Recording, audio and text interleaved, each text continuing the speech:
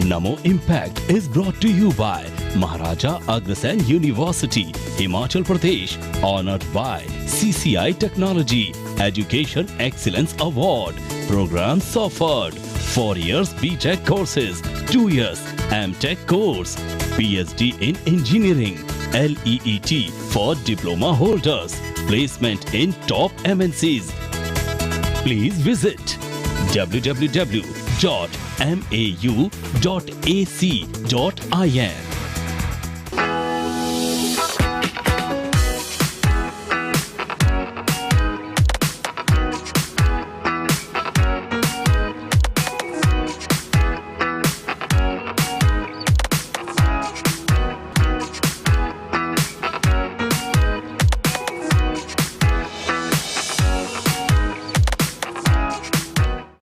नमस्कार, मैं हूं अतुल सिंघल।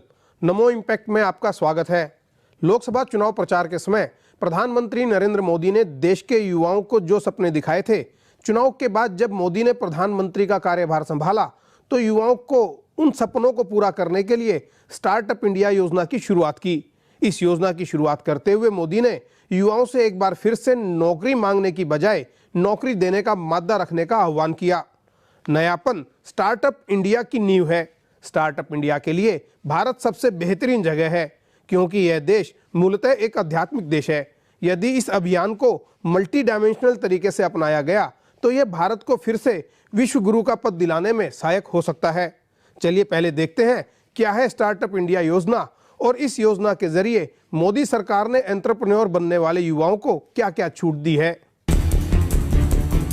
15 अगस्त को प्रधानमंत्री नरेंद्र मोदी ने लाल किले से युवा भारत के लिए अपने सपने startup India, stand up India का जिक्र किया और ठीक 5 महीने बाद यानी 16 जनवरी 2016 को startup India, stand up India की औपचारिक शुरुआत हुई। इस योजना के जरिए देश में लाइसेंस राज को खत्म करने का प्रयास किया जाएगा। किसी कंपनी को स्टार्टअप कैटेगरी में आने के लिए उसके private limited company, partnership firm या लिमिटेड लॉयबिलिटी पार्टनरशिप फर्म के रूप में रजिस्टर्ड होना जरूरी है। इसके अलावा स्टार्टअप के लिए 5 साल पुरानी कंपनी नहीं होनी चाहिए। इसके साथ ही कंपनी का टर्नओवर 25 करोड़ रुपए तक होना चाहिए, तभी वो कंपनी स्टार्टअप की कैटेगरी में शामिल हो सकती है। SBI की रिपोर्ट के मुताबिक भारत में स्टार्टअप की दुनिया की शुरुआत करने वाले की औसत उम्र 28 साल है। दुनिया भर के निवेशकों को ये बात सबसे ज्यादा आकर्षित कर रही है। एक रिपोर्ट के मुताबिक देश में करीब 4200 स्टार्टअप हैं और सरकार नई पॉलिसी के जरिए 5 साल बाद यानी साल 2020 तक देश में 11,000 से ज्यादा स्टार्टअप तैयार होने की उम्मीद कर रही है। स्टार्टअप के लिए जारी एक्शन प्लान में सरकार ने कई अहम घोषणाएं की हैं, जिससे स्टार्टअप को बूस्ट मिलेगा और लाखों रोजगार के अवसर भी उपलब्ध होंगे। सरकार ने सेल्फ सर्टिफिकेट आधारित कंप्लायंस की व्यवस्था दी है। इसके साथ ही कंपनी का 3 साल तक कोई इंस्पेक्शन नहीं होगा। स्टार्टअप के लिए वेब पोर्टल और मोबाइल ऐप भी बनाए गए हैं। कंपनियों को छोटे फॉर्म के जरिए ई रजिस्ट्रेशन की सुविधा दी गई है। स्टार्टअप में शुरू हो रही कंपनियों के लिए एग्जिट की भी व्यवस्था होगी। कंपनी को अपने प्रोडक्ट की पेटेंट फीस में 80% की कटौती दी जाएगी। कंपनियों को इंटेलेक्चुअल प्रॉपर्टी के लिए कानूनी मदद दी जाएगी। स्टार्टअप से होने वाले प्रॉफिट पर 3 साल तक टैक्स नहीं लिया जाएगा। स्टार्टअप शुरू करने वालों के लिए प्रमुख शहरों में सलाह के लिए निःशुल्क व्यवस्था की गई है। स्टार्टअप इंडिया हब के तहत सिंगल पॉइंट ऑफ कांटेक्ट होगा। स्टार्टअप में शुरू हो रही कंपनियों के लिए हैंड होल्डिंग की व्यवस्था की गई है। इसके साथ ही सार्वजनिक और सरकारी खरीद में स्टार्टअप को छूट मिलेगी। इस योजना के तहत 10,000 करोड़ रुपए का फंड बनाया गया है। इसमें हर साल 2,500 करोड़ रुपए का फंड स्टार्टअप्स को दिए जाएंगे। 4 साल तक 500 करोड़ रुपए प्रति वर्ष का क्रेडिट गारंटी फंड भी बनाया गया है। इसके साथ ही शेयर मार्केट वैल्यू से ऊपर के इन्वेस्टमेंट पर टैक्स में छूट दी जाएगी। सरकार ने इसके साथ ही अटल इनोवेशन मिशन की शुरुआत की है, जिसका मकसद स्टार्टअप को कॉम्पिटिटिव बनाना होगा। इसके साथ ही सरकार एंटरप्रेन्योर के नेटवर्क को बढ़ाना चाहती है। स्टार्टअप को सीड कैपिटल देने के साथ कई अन्य सुविधाएं भी दी जाएंगी। सरकार ने देश भर में 35 नए इनोवेशन सेंटर खोलने का फैसला भी किया है। यूके से बिजनेस एडमिनिस्ट्रेशन का कोर्स करके जब मोहित राय गोयल वापस अपने देश लौटे तो उनको यहाँ हाई क्वालिटी इलेक्ट्रिक और इलेक्ट्रॉनिक प्रोडक्ट बनाने वाले अपने फैमिली बिजनेस मोटिव कैप में मार्केटिंग हेड की जिम्मेदारी दी गई। लेकिन जब प्रधानमंत्री नरेंद्र मोदी ने देश के युवाओं को startup India, stand up India का नारा दिया तो मोहित ने भी अपने पिता की इस कंपनी के इतर अपना नया स्टार्टअप शुरू करने की योजना बनाई। आज हम मोहित से ये जानने की कोशिश करेंगे कि मोदी के स्टार्टअप इंडिया से युवाओं में कितना जोश आया है और ये युवाओं के लिए कितना फायदेमंद है। लेकिन सबसे पहले देखते हैं मोहित राय गोयल का एक सफर। बचपन से ही अपने फैमिली बिजनेस मोटिव कैप को देखते आ रहे मोहित राय गोयल ने जब इलेक्ट्रॉनिक इंजीनियरिंग करने की सोची तो उनका इरादा अपने इस बिजनेस में पिता जगदीश राय गोयल को सहारा देना था। इसीलिए उन्होंने इलेक्ट्रॉनिक इंजीनियरिंग करने के बाद यूके से बिजनेस एडमिनिस्ट्रेशन करने का फैसला लिया। यही कारण था कि जब वो यूके से बिजनेस एडमिनिस्ट्रेशन का कोर्स करके भारत वापस आए तो उन्होंने हाई क्वालिटी इलेक्ट्रिक और इलेक्ट्रॉनिक प्रोडक्ट बनाने वाले इस फैमिली बिजनेस में मार्केटिंग हेड की जिम्मेदारी संभाली। 1994 में हाई क्वालिटी इलेक्ट्रिक और इलेक्ट्रॉनिक प्रोडक्ट की मांग को देखते हुए अपने अनुभव से जगदीश राय गोयल ने दिल्ली में मोटिव कैप नाम से एक मैन्युफैक्चरिंग यूनिट की शुरुआत की, जिसने जल्द ही इस सेगमेंट में देश में अपना अलग मुकाम बना लिया। समय के साथ और मांग के अनुरूप वो अपने प्रोडक्ट में बदलाव करते रहे, जिससे उनका बिजनेस दिन दूनी रात चौगुनी तेजी से बढ़ा। यूके से लौटने के बाद मोहित राय गोयल ने भी बिजनेस की बारीकियों को ध्यान से देखा तो उन्हें इसमें और भी संभावनाएं नजर आने लगी। यही कारण है कि आज वो अपने इस बिजनेस को और बढ़ाने के लिए दूसरी यूनिट शुरू करने जा रहे हैं, जिसमें वो अपनी कंपनी में बनने वाले प्रोडक्ट के साथ ही कुछ नए और आधुनिक प्रोडक्ट का निर्माण करेंगे, जिसके लिए उन्होंने पूरी तैयारी कर ली है। मोहित, आपका बहुत बहुत स्वागत है हमारे खास कार्यक्रम नमो इम्पैक्ट में। Thank you, good evening. आपसे ये जानना चाहेंगे सबसे पहले कि क्या प्लानिंग है आपकी स्टार्टअप इंडिया को लेके? स्टार्टअप, जब मैं 2 साल पहले यूके से जब इंडिया आया तो वहाँ पर जब मैं पढ़ने गया तो मैंने ये देखा था वहाँ पर जो अपॉर्चुनिटीज़ है वो इतनी बेहतर हैं, वहाँ का इंफ्रास्ट्रक्चर इतना अच्छा है, वहाँ पर बच्चा युवा कॉलेज के अंदर अपना एक स्टार्टअप कर सकता है। जब मैं लेकिन इंडिया आया मैंने ये देखा कि हमारे यहाँ पर ये पॉसिबल नहीं था। लेकिन जब हमारे सरकार ने, हमारे माननीय प्रधानमंत्री जी ने जनवरी में ये startup India, stand up India को अनाउंस किया तो इसे देख के बड़ी मुझे खुशी हुई। मैंने देखा कि हमारी सरकार भी हमारे युवाओं के लिए, हमारे स्टार्टअप्स के लिए कुछ पहल कर रही है और इसको देखते हुए जो सरलता और जो नीति बनाई गई है उसमें कॉम्प्रिहेंसिव हर ऑप्शन को इन्होंने समझाया है, हर चीज़ का इन्होंने प्रावधान दिया है। उससे मुझे लगता है हमारे युवाओं को बहुत ही एनर्जी मिलेगी, एक नया एंथुसियाज्म क्रिएट हुआ है। इंडिया एक स्टार्टअप, एक इनोवेशन हब बनने की कगार पे आ चुका है और ये हम ही नहीं पूरी दुनिया यही फील करती है। और हमारी सरकार ने, हमारे माननीय प्रधानमंत्री जी ने पूरे देश में और पूरी दुनिया में ये मनवाया है कि अगर इंडिया का युवा कुछ करने पे आए और कुछ स्टार्टअप करे तो बहुत आगे बढ़ सकता है। और इस स्टार्टअप को इस सरल नीति के तहत अगर किया जाए तो इसका इम्पैक्ट सिर्फ हमारे देश में नहीं पूरी दुनिया में देखा जाएगा। देखिए, आपका फैमिली बिजनेस है, जैसे हमने देखा।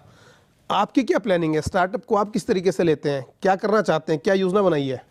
देखिए, मेरा फैमिली बिजनेस है, हालांकि मेरे पीछे एक एस्टैब्लिशमेंट है, मेरे पास रिसोर्सेज हैं, लेकिन अगर मैं उन युवाओं की बात करूं जिनके पास कोई रिसोर्सेज नहीं है, जिनके पास कुछ बैकअप प्लान नहीं है, उनके लिए इस नीति में बहुत कुछ दिया गया है। हर स्टार्टअप की 5 मेन फंडामेंटल्स होते हैं। पहली चीज़, उसके आइडिया की प्रोटेक्शन, कि उसका आइडिया कहीं कॉपी ना हो। दूसरा, फंडिंग, पैसा कहाँ से आएगा। तीसरा, टैक्सेशन कैसे होगा, उसको टैक्स कितना भरना पड़ेगा। चौथा, कोई रेड टेपिज्म में सरलता कैसे आएगी। और पांचवा, खुदा ना खास्ता अगर किसी को एग्जिट करना पड़े तो वो कैसे होगा। और इस नीति को अगर मैंने जब ढंग से पढ़ा तो मैंने देखा कि हमारी सरकार ने हर चीज़ में प्रॉपर प्रावधान दिया है, उसमें बताया गया है, डेफिनेशन दी गई है और इसमें हमें क्लैरिटी आई है, एक बहुत क्लैरिटी जो कि बहुत ज़रूरी थी हमारे सरकार की और हमारे बीच में जो एक कॉन्वर्जेशन था उसमें क्लैरिटी लाना बहुत ज़रूरी था। वो क्लैरिटी इस नीति में आई है। इस नीति से अगर मैं अपनी बात करूं तो बहुत बेनिफिट होगा। आज मैं जो मुझे अपना डाइवर्सिफिकेशन करना है, अपने प्रोडक्ट का डाइवर्सिफिकेशन करना है, उसके अंदर मैं सबसे पहले अपना आइडिया इंक्यूबेट करके, अपने आइडिया को कंसीव करके, सबसे पहले मैं अपनी जगह देख रहा हूँ। उस जगह पे अब मुझे अपना आइडिया को मटेरियलाइज कैसे करना है, उसके अंदर मुझे थोड़ी बहुत एक्सपर्ट की राय चाहिए, कंसल्टेंसी चाहिए, हैंड होल्डिंग चाहिए। ये भी हमारी सरकार ने इस पे भी खास ध्यान दिया है।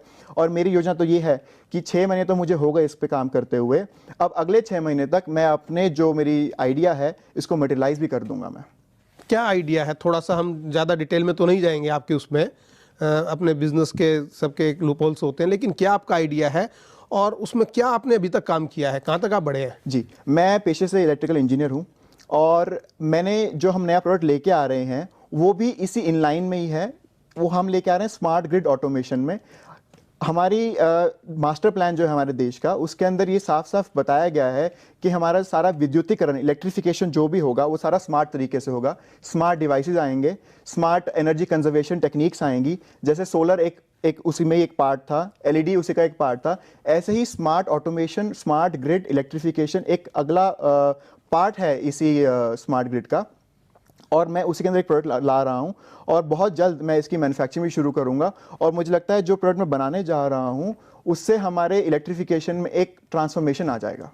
और इसी ट्रांसफॉर्मेशन को आगे लेते हुए ये सिर्फ हमारी कंट्री में नहीं, जो हमारी जैसे और कंट्रीज़ हैं, अफ्रीका है, लैटिन कॉन्टिनेंट्स हैं, वहाँ पर भी ये प्रोडक्ट की बहुत ही स्कोप है। तो कितना आगे तक आप बढ़े हैं इसमें अभी तक, जो और कितना बड़ा प्रोजेक्ट ये है जो आप प्लान करके चल रहे हैं? हमारा प्रोजेक्ट कई करोड़ का है और हमने इसके अंदर, इस प्रोजेक्ट के अंदर प्रोजेक्ट रिपोर्ट बना ली गई है। हमने हमारे जो मेन पॉलिसीज़ होंगी, स्ट्रैटेजीज़ होंगी, हमने फॉर्मुलेट कर ली है। हमारा प्रोडक्ट कहाँ पोजीशन होगा मार्केट के अंदर, टारगेट मार्केट स्पेसिफाई कर ली गई है। हमने हमारे पोटेंशियल कस्टमर से बातचीत भी शुरू कर दी है, हमारे पोटेंशियल वेंडर्स जो होंगे उनसे बातचीत शुरू कर दी है। अभी हम अपने प्रोडक्ट की टेस्टिंग फेज़ में हैं और मुझे लगता है अगले 6 महीने में अगर हमारा प्रोडक्ट हमारी साइट टेस्टिंग पास कर जाएगा तो हम इसको मटेरियलाइज भी कर देंगे। कहाँ पर फैक्ट्री वगैरह लगाने की प्लानिंग कर रहे हैं आप? देखिए, अगर अभी हम दिल्ली में तो नहीं, अभी हम सोच रहे हैं हरियाणा या फिर राजस्थान के जो इंडस्ट्रियल एरियाज़ आ रहे हैं नए नए, कुंडली है, राई है, इनके अंदर हम प्लान कर रहे हैं, जहाँ पर आसानी से आसान किश्तों में जगह मिल रही है और सरकार वहाँ पर हैंड होल्डिंग भी कर रही है। तो हम HSIDC से बातचीत में हैं और मुझे लगता है कि हमारी बात बढ़ भी सकती है। आपने स्टार्टअप के अंदर काफ़ी स्टडी किया है, जैसे आपकी बातों से मुझे इस बात का आभास हो रहा है, तो कैसे आप उसको मैच कर रहे हैं और कितना पा रहे हैं कि अपने अनुकूल है ये स्टार्टअप जो आप प्लानिंग करके चल रहे हैं? देखिए, अभी मैंने जितना भी स्टडी किया है, जैसे मैंने पहले भी कहा, सरकार ने बहुत डिटेल्ड इस पॉलिसी को बहुत डिटेल्ड बनाया है और इसके अंदर कई प्रावधान दिए हैं, कई तरीके से समझाया गया है। और जितना भी तक करता आ रहा हूँ मैं, मुझे हर जगह सरकार और सरकार के जितने भी डिपार्टमेंट्स हैं, department of industries, department of commerce, सब ने बहुत सपोर्ट किया है, उनके ऑफिसर्स ने प्रोएक्टिवनेस दिखाई है। लेकिन मेरा भी अभी काम आधा ही हुआ है, मैंने इसको प्रॉपर्ली मटेरियलाइज नहीं किया है। कुछ चैलेंजेस मैंने भी फेस किए हैं, लेकिन जो नीति है बहुत ही अनुकूल है और ये हमारे जैसे सारे बिजनेसमैन, हमारे जैसे युवा जितने भी लोग हैं उनको बहुत बेनिफिट करने वाली है। और मेरा ये मानना है इस नीति से बहुत बड़ा बदलाव आने वाला है और बहुत जल्द आने वाला है। लेकिन जिन लोगों को बैकिंग है उनके लिए तो ठीक है, जैसे आपने बताया कि आपको भी बैकिंग है, सपोर्ट मिल रही है, लेकिन जो युवा ऐसे हैं कि जिनको कोई बैकिंग नहीं है, कोई सपोर्ट नहीं है, तो उसमें ये नीति क्या बोलती है, उसको कैसे देखते हैं आप? मोदी जी ने और हमारे सरकार ने, हमारे जितने भी बड़े बड़े नीति धारक हैं, उन्होंने साफ साफ बताया गया है 10,000 करोड़ रुपए का इन्होंने कॉर्पस 4 साल में ऐलान किया है।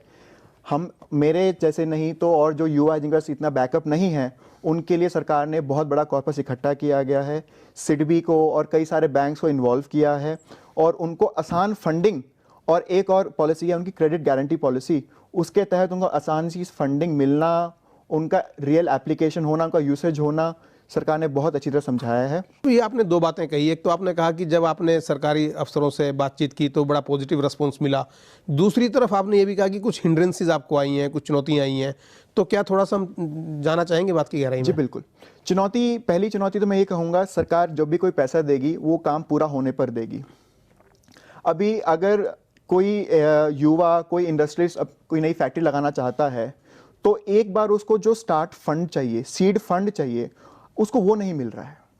अगर उसके पास ऑलरेडी अगर सीड फंड होता या उसके पास पैसे होते तो सरकार की तरफ देखता ही क्यों? अगर उस पैसा है तो बिना किसी को कहे अपना स्टार्ट कर लेता। तो जो थोड़ी सरलता लानी चाहिए सरकार को, यहाँ लानी चाहिए कि जिसके पास बिल्कुल पैसा नहीं लेकिन आइडिया बहुत अच्छा है, उसको सरकार को उसको रिकॉग्नाइज करना चाहिए, उसको इंक्यूबेट करना चाहिए, उसकी हैंड होल्डिंग करनी चाहिए, उसको कंसल्टेंसी देनी चाहिए। और जो सिस्टम के अंदर खामियां हैं, कई बार ये होता है कि रेड टेप की जो आपने बात की थी, तो जो नीचे की अफसरशाही है उससे भी कुछ दिक्कतें निश्चित तौर पर फेस करनी पड़ी होंगी। सर अभी तो नहीं, क्योंकि अभी हमारा जो आइडिया है वो अभी एक सेकेंडरी स्टेज पे है, फाइनल स्टेज पे नहीं आया है। ये सारी दिक्कतें जब पता चलेगी, जब हमारा आइडिया मटेरियलाइज होगा, जब सरकार फंड्स हमें रिलीज करेगी, हमें जब पता चलेगा। डिपार्टमेंट्स को अलग अलग अप्रोच किया और इनको हमारा, मैंने अपना प्रोजेक्ट बताया, इन्होंने हमारी प्रोजेक्ट की बहुत अप्रिसिएशन की। इन्होंने बोला कि हाँ आपका प्रोजेक्ट यूनिक है, नया है, ये एक इसका इम्पैक्ट बहुत बड़ा होगा, ये एक रियल लाइफ प्रॉब्लम का सोल्यूशन है, या तो इससे एनर्जी कंजर्व हो रही है, या इससे क्वालिटी ऑफ एनर्जी, मैं ऐसे एनर्जी लाइन में हूँ तो हम एनर्जी कंजर्व कर रहे हैं, या एनर्जी की जो क्वालिटी है वो बढ़ा रहे हैं, या फिर हमारे प्रोडक्ट की रिलायबिलिटी बढ़ा रहे हैं। तो वो हमारे एस्पेक्ट को समझ रहे हैं। जैसे इंस्पेक्टर पहले समझते नहीं थे हमारे इंडस्ट्रियलिस्ट्स को, हमारे आइडियाज़ को, हमारे युवाओं को, लेकिन वो समझ रहे हैं और वो समझना चाहते भी हैं। तो एक जो ऊपर से सरकार की जो नीति है वो नीचे तक चल के आई है, और सरकार और सरकार के ऑफिसर समझ रहे हैं कि हमारा युवा, हमारा इंडस्ट्रियलिस्ट और जो काम करना चाहता है वो रियल में क्या चाहता है, उसके आइडियाज़ को हम रियल में हेल्प कैसे करें, वो समझ के वो हेल्प कर रहे हैं। कब तक आप मैटेरियलाइज कर लेंगे अपने प्रोजेक्ट को, क्या उम्मीद लेके, टारगेट से लेके चल रहे हैं? मेरा टारगेट रहेगा कि मैं 2017 फर्स्ट क्वार्टर में अब हम रेवेन्यू जनरेशन और हमारा प्रोडक्ट में मटेरियलाइज कर लेंगे, और मुझे लगता है कि हमारा ब्रेक इवन अगले 3 साल में आ जाएगा। 3 साल में ब्रेक इवन आ जाएगा, काफ़ी उत्साहित हैं। आज हम बात कर रहे हैं नमो इम्पैक्ट कार्यक्रम में मोहित राय गोयल से, जो एक युवा उद्यमी है, विदेश से पढ़ाई करके अपने देश में लौटे हैं। इनका फैमिली बिजनेस है, उससे अलग ये एक अपना नया स्टार्टअप में एक प्रोजेक्ट शुरू करना चाहते हैं, नई इनोवेशन के साथ, नई ऊर्जा के साथ। और इनका ये कहना है कि उसमें काफ़ी कुछ इनको सीखने का, जानने का मौका मिल रहा है। मोहित राय गोयल का आगे क्या प्लान है, क्या उनको लगता है क्या उसमें सुधार हो सकता है स्टार्टअप इंडिया में, तमाम बातों पर चर्चा जारी रखेंगे, लेकिन एक छोटे से ब्रेक के बाद।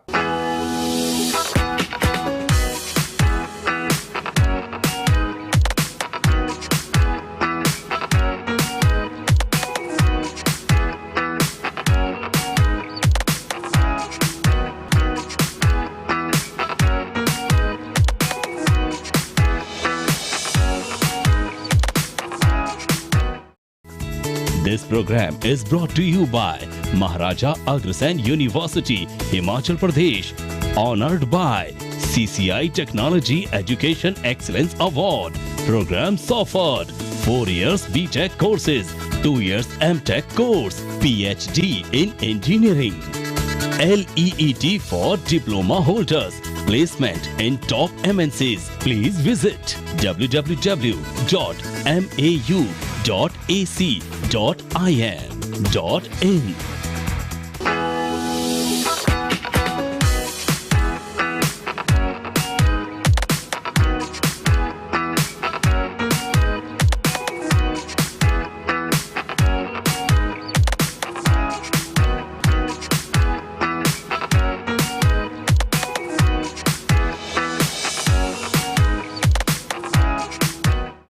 ब्रेक के बाद आपका एक बार फिर से स्वागत है। आज हम बात कर रहे हैं मोदी सरकार की सबसे महत्वाकांक्षी योजना स्टार्टअप इंडिया की। मोदी ने startup India, stand up India योजना के जरिए देश के युवाओं को नौकरी मांगने की जगह नौकरी देने वाला बनाने का सपना देखा, जो अब बहुत तेजी से साकार हो रहा है। आइए सुनते हैं पीएम मोदी ने इस योजना को शुरू करते हुए देश के युवाओं से क्या कहा था। स्टार्टअप का मतलब ये तो नहीं है कि हर किसी के पास $1 बिलियन का काम हो रहा है और 2000 लोग काम करें, जरूर नहीं है। 5 लोगों को भी अगर मैं रोजगार देता हूं तो मेरा स्टार्टअप मेरे देश को आगे बढ़ा रहा है। एक साइकोलॉजिकल चेंज लाना है कि यूथ के दिमाग में जॉब सीकर की मानसिकता से उसको बाहर लाना है। आपका ये स्टार्टअप का अभियान, ये बैंक बैलेंस और रुपये पैसे कीर्ति उसके साथ जुड़ा हुआ नहीं है। जन सामान्य को समस्याओं से मुक्ति दिलाना, सुविधाओं को सरल करना, इस एक महत्वपूर्ण काम को करने की। मोहित, आप ये बताइएगा कि जिस तरीके से स्टार्टअप की शुरुआत हिंदुस्तान में की जा रही है, भारत स्टार्टअप के मामले में विश्व में तीसरे नंबर पर आता है। आपको लगता है कि बहुत ज़्यादा पोटेंशियल है, नंबर 1 हो सकता है? जी बिल्कुल। हमारी 125 करोड़ की पॉपुलेशन है और जिसमें मेजर पार्ट अभी युवा है, बिलो 35 है। इतनी एनर्जी है, मैं सोचता हूँ जितने करोड़ लोग हैं उतने करोड़ आइडियाज़ हैं। उन आइडियाज़ को मटेरियलाइज करना है। वो आइडियाज़ सिर्फ आइडियाज़ बनकर ना रह जाएं, वो उसका इम्पैक्ट बढ़े। जैसे हम कहते थे जुगाड़, इंडिया में चलता था जुगाड़। अब वो जुगाड़ क्या था? एक जुगाड़ एक सोल्यूशन है किसी चीज़ का। स्टार्टअप भी तो वही है। अगर उस जुगाड़ को हम अगर फुल प्रूफ बना दें और उसका इम्पैक्ट का स्केल इतना बड़ा कर दें कि उसके हमारे जो संबंधित लोग हैं उनको सोल्यूशन मिले, सस्ते में मिले, सस्टेनेबल सोल्यूशन मिले, उसको स्टार्टअप कहेंगे ना हम। तो स्टार्टअप को अगर हम इस इंडस्ट्री को बढ़ाएं, उस युवा के एनर्जी को चैनलाइज करें, उस युवा को जितना आइडियाज़ हैं उनके आइडियाज़ को हमें एक बूस्ट दें, तो हमारा इंडिया नंबर 3 नहीं नंबर 1 होगा और बहुत जल्द होगा। सिलिकॉन वैली की तरह। जी बिल्कुल। सिलिकॉन वैली अभी अमेरिका में है, हमारी मिनी सिलिकॉन वैली बैंगलोर वैसे है तो, और बहुत अच्छा काम भी कर रही है, बहुत अच्छा एक्सपोर्ट है हमारी सिलिकॉन वैली बैंगलोर का। लेकिन ऐसी कई सिलिकॉन वैली इंडिया में बन सकती है, जैसे हैदराबाद बन रही है, केरला बन सकती है, चेन्नई बन सकती है, और जयपुर बन सकती है, कलकत्ता बन सकती है। तो पोटेंशियल का तो परिभाषा नहीं है, क्योंकि हमारी मार्केट बाहर से पूरी दुनिया आज हमारे देश की तरफ देख रही है बिजनेस करने के लिए। 125 करोड़ जनता की हमारी कंज्यूमर बेस है, इतनी रिक्वायरमेंट्स हैं, इतना कंजम्पशन है, तो जो अपॉर्चुनिटीज़ हैं वो तो इनफाइनाइट हैं। बिल्कुल, अब हमारा देश बहुत जल्द अमेरिका, चाइना, जापान सबसे ऊपर आ जाएगा। अगर हमने इस पूरी एनर्जी को सही तरीके से चैनलाइज कर लिया तो बहुत जल्द ही ऊपर आ जाएगा, बहुत जल्द। बहुत गहरी बात कही है मोहित ने। जुगाड़ एक तरीके से अपने आप में स्टार्टअप भी है और इनोवेशन भी है। जब कोई काम सस्ते तरीके से और डोमेस्टिक तरीकों से, जो घरेलू तरीके से उसको ठीक करके कर लिया जाए, तो उसको जुगाड़ बोलते हैं हिंदुस्तानी भाषा में, या देसी भाषा में उसको कहा जाए तो जी। और आपने एक फंडिंग की बात की थी कि फंडिंग सरकार की तरफ से अगर हो, दूसरे लोगों को जिनके पास बेस नहीं है, तो किस तरह का फंड आप देखते हैं? कितना फंड होना चाहिए जी स्टार्टअप के लिए? हमारी सरकार ने अभी 10,000 करोड़ रुपए अलॉट किया है, जो कि डिसबर्स होगा अगले 4 साल में। तो 2500 करोड़ पर ईयर हो गया। मुझे लगता है कि सरकार को जो फंड अलॉटमेंट हुआ है ये इसको बढ़ाना चाहिए। ये क्यों बढ़ाना चाहिए? अगर मैं देखूं सिर्फ 2015 की फॉरेन इन्वेस्टमेंट जितनी आई है स्टार्टअप्स में, वो अप्रॉक्स आई है 12,000 करोड़ की। सरकार ने 4 साल में 10,000 करोड़ दिए हैं, और हमारे सिर्फ लास्ट ईयर में फॉरेन से 12,000 करोड़ आई है। तो बाहर वाले लोगों को हमें पोटेंशियल दिख रहा है, और मैं मानता हूं हमारी सरकार को भी हमें पोटेंशियल दिख रहा है, लेकिन इस अलॉटमेंट को थोड़ा सा बढ़ाना चाहिए। 2500 करोड़ में कुछ नहीं हो पाएगा। अभी हमारे सारे स्टार्टअप्स, बड़े बड़े जो स्टार्टअप्स हैं, जो हमारी सक्सेस स्टोरीज हैं इंडिया की, जिस पे हमें गर्व है, गुमान है, वो सारे बाहर से फंड हो रहे हैं। और अगर खुदा ना खास्ता, अगर जिस कंट्री से, अमेरिका, जापान, जो भी कंट्री फंड कर रही है इन स्टार्टअप्स को, उनकी इकोनॉमी को अगर झटका भी आता है तो हमारे स्टार्टअप्स यहाँ कोलैप्स कर जाएंगे। तो हमारी डोमेस्टिक वेंचर इंडस्ट्री, जो कि डोमेस्टिक हमारे स्टार्टअप्स को फंड करेगी, उसको बढ़ावा देना चाहिए। उसके लिए सरकार को फंडिंग बढ़ानी चाहिए। और एक और बात, ये जो 2500 करोड़ का फंड दिया है, इसके अंदर मेजर सरकार को बैंक का इन्होंने कैप कर दिया है 10% पे। मेरा कहने का मतलब है, बैंक हो गया, इंश्योरेंस कंपनीज हो गई, जो कैश रिच कंपनियां हैं हमारे देश की, इनका हमारी सरकार ने कैप कर दिया सिर्फ 10% पे। अगर कैश रिच जैसी कंपनियां भी हमारे स्टार्टअप में पैसा नहीं लगाएंगी तो हमारे स्टार्टअप में बूस्ट कैसे आएगा? लेकिन पैसे की सिक्योरिटी भी तो एक बड़ी बात है। अगर ज़्यादा पैसा इन्वेस्ट करते हैं स्टार्टअप में, और आपने कहा कि एग्जिट प्लान भी सरकार ने दिया है, ऐसे में पैसा सेफ कैसे रहेगा बैंकों का या बड़ी कंपनीज का? जी, पैसा सेफ, बिल्कुल सही बात है आपकी, लेकिन वही काम तो सारा स्टार्टअप का मतलब है। स्टार्टअप में हमें रिस्क फैक्टर को तो कंसीडर करना ही पड़ेगा। देखिए, जो सफलता के लिए हार तो लेनी ही पड़ती है। जब तक हार नहीं होगी, सफलता तब तक नहीं मिलेगी। तो हम रिस्क फैक्टर को कंसीडर करें, और मुझे लगता है कि रिस्क फैक्टर को लेकर भी अगर हम काम करेंगे तो इन दी एंड हमें, हमारे सरकार को, हमारे बैंक्स को फाइनेंस मतलब बेनिफिट ही होगा। देखिए, कंपनी तो कोई नई हो पुरानी हो, नुकसान में तो कोई भी जा सकती है। और अगर हम नुकसान के बारे में सोचते रहेंगे तो फ़ायदा कभी नहीं आएगा। तो रिस्क फैक्टर को देखना ही पड़ेगा, पैसा इन्वेस्ट करना ही पड़ेगा, पैसे की इन्वॉल्वमेंट बढ़ानी ही पड़ेगी। आज के टाइम में हमारे युवा हैं, उनको बिना पैसे कुछ नहीं हो सकता, पैसा तो देना पड़ेगा सर। तो आपके जैसे दूसरे युवा हैं, उनको क्या आप कहना चाहेंगे इस मंच के माध्यम से, हमारे चैनल के माध्यम से? देखिए, मैं अपने युवा को ये कहना चाहूँगा, हमारे देश के युवाओं को, सरकार जो भी हेल्प कर रही है वो तो कर ही रही है, वो सोने पर सुहागा है। असली स्टार्टअप, असली एंटरप्रेन्योर तो वो है जो सब कुछ कर गुजरता है। अगर हम ज़्यादा एक्सपेक्टेशन रखेंगे अपनी सरकार से तो हो सकता है कि हम उस कगार पे पहुंच ही ना पाएँ। आज एंटरप्रेन्योर का मतलब वही है जो सारी मुश्किलों को साइड रखकर, सारी मुश्किलों को पार कर आज उससे आगे बढ़े और ऐसा सोल्यूशन बनाए जो कि कॉस्ट इफेक्टिव भी हो, जिसका इम्पैक्ट भी हो, और जो कि सिर्फ देश में नहीं, पूरे विदेश में हर जगह उसका इम्पैक्ट आए और उसका बेनिफिट गरीब से गरीब। महात्मा गांधी जी ने एक बात कही थी कि जो सबसे गरीब आदमी है, अगर मेरा काम उसको बेनिफिट कर रहा है तो मैंने कुछ अच्छा काम किया है। हमारी खुशकिस्मती है कि हमारी सरकार, हमारे माननीय प्रधानमंत्री जी इतना हेल्प कर रहे हैं हमारे स्टार्टअप को।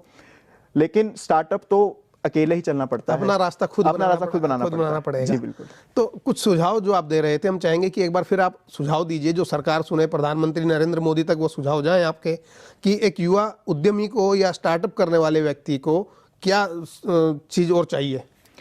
एक युवा को मैं स्टार्ट करूँगा स्कूली बच्चों से, कॉलेज बच्चों से। आज हमारे देश की जो करंट एकेडमिक्स हैं उसमें हमारा सब कुछ थ्योरेटिकल पढ़ाया जाता है। तो एक स्टार्टअप के लिए, कुछ एंटरप्रेन्योरशिप के लिए कुछ रिकॉग्निशन होना चाहिए। जैसे कि कोई बच्चा, अगर कोई युवा अगर कुछ बिजनेस शुरू करना चाहता है तो उसको कहीं छूट मिलनी चाहिए, रियायत मिलनी चाहिए, अटेंडेंस में रियायत मिले या मार्क्स में रियायत मिले, तो उसकी भी कंसिडरेशन होनी चाहिए। दूसरा पॉइंट मैं रखना चाहूँगा, सरकार को फंड एलोकेशन बढ़ाना चाहिए। तीसरा मैं ये कहूँगा कि कोई स्टार्टअप अगर बाहर से पैसे ला रहा है, अमेरिका से, जापान से, तो अभी हमारे जो रेगुलेटरी स्ट्रक्चर है बहुत कॉम्प्लेक्स है, तो स्टार्टअप्स को ऑफशोर फंडिंग करनी पड़ती है, तो उसको थोड़ा सरल करें जिससे कि बाहर से पैसा लाना आसान हो। अगला पॉइंट मैं ये बोलना चाहूँगा कि जो हाई नेटवर्थ इंडिविजुअल्स जो स्टार्टअप में पैसा लगा रहे हैं, सरकार को उन लोगों को कुछ इंसेंटिवाइज करना चाहिए जिससे कि वो और पैसा लगाएं। जितना पैसा हमारे स्टार्टअप में चाहिए, जितनी डिमांड है उतना सप्लाई भी तो आए। तो उनको अगर कुछ सरकार इंसेंटिवाइज करेगी हाई नेटवर्थ इंडिविजुअल्स को, तो मोटिवेट करेगी, तो उनको वो लोग और पैसा लगाएंगे, तो हमारे स्टार्टअप और बलवान होंगे। मोहित, आपका बहुत बहुत धन्यवाद, आप स्टूडियो में आए। Thank you. और आपने नमो इम्पैक्ट के बारे में और स्टार्टअप के बारे में लोगों को जानकारी दी। बहुत बहुत धन्यवाद। Thank you. जाने से पहले मैं सिर्फ 2 पंक्तियां कहना चाहूँगा। हमारे जो युवा हैं, हमारे जितनी युवा पीढ़ी है जो स्टार्टअप में आना चाहती है, उनसे कहूँगा कि ख्वाब हैं तो मंजिलें हैं, मंजिलें हैं तो फासले हैं, फासले हैं तो रास्ते हैं, रास्ते हैं तो मुश्किलें भी हैं, और मुश्किलें हैं तो हौसला है, हौसला है तो विश्वास है। जीत तो हमेशा कर गुजरने वाले की होती है, लड़ने वाले की होती है। हर युवा एंटरप्रेन्योर को लड़ना पड़ेगा, कुछ ऐसा आइडिया निकाल के लाना पड़ेगा, तभी वो जीत पाएगा और तभी वो इम्पैक्ट क्रिएट कर पाएगा। आज का दिन, आज की सदी इम्पैक्ट पे चलती है और किसी पे नहीं। कि हम कितने लोगों को प्रभावित कर रहे हैं, उसका बेनिफिट कितने लोगों तक पहुंचा रहे हैं, वो है सब चीज़। बहुत बहुत धन्यवाद। Thank you. और हमारी शुभकामनाएं आपके साथ हैं। हम चाहते हैं कि जल्द से जल्द आप अपने प्रोजेक्ट को पूरा करें। Thank you. और बड़ी अच्छी बात मोहित ने कही है, उनका कहना है कि अपने रास्ते खुद बनाने पड़ेंगे, तभी मंजिल हासिल हो सकती है। सरकार जो देना चाहती है युवाओं को, सरकार जो कर रही है, वो अपने आप में एक अच्छी बात हो सकती है, लेकिन जब तक खुद कुछ कर गुजरने की तमन्ना या इच्छा शक्ति नहीं होगी, तब तक मंजिलों को पाना बड़ा मुश्किल काम है। अगले सप्ताह हम नमो इम्पैक्ट में फिर किसी नए गेस्ट के साथ आपसे होंगे रूबरू। तब तक के लिए दीजिएगा इजाज़त। नमस्कार।